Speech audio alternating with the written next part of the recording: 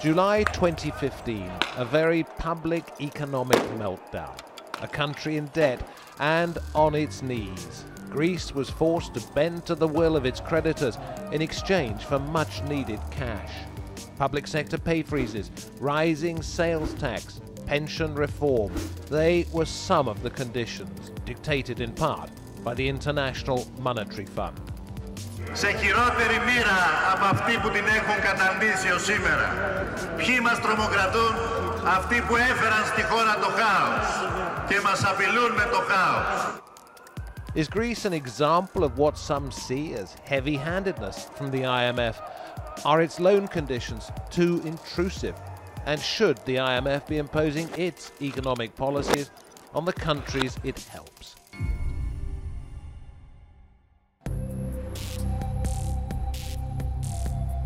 The IMF was conceived in the late stages of the Second World War, designed to combat the protectionist attitudes that led to previous economic turmoil. This urgent effort to avert an economic catastrophe, which, if it were once allowed to begin, might soon engulf us all, calls for many contributory approaches. Today, the fund has many priorities. We are helping Libya develop a modern system of government payments. We're helping Tunisia improve its financial sector, and we're helping Jordan with fuel subsidy reforms. Its managing director, Christine Lagarde, has become a household name. She is a key player on the political stage, tackling anything that can affect the global economy. Like Libya, like Syria, perspective on the refugee crisis, the Ebola virus. But critics say the IMF's loan conditions can compromise economic and political sovereignty.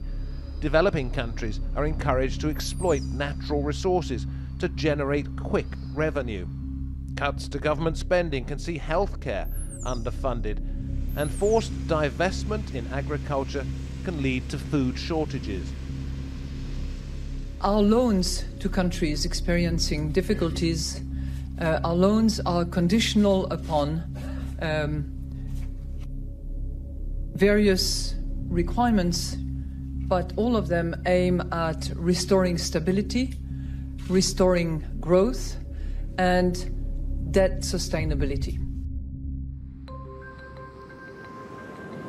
But it is recognized generally as a force for good, keeping countless economies afloat. In 1995, the IMF stepped in during the Mexican peso crisis. The fund's economic reforms helped to keep India from default in the 1990s, and Turkey's agreements with the IMF date back to the 1950s. Three countries that now rank among the world's faster-growing economies.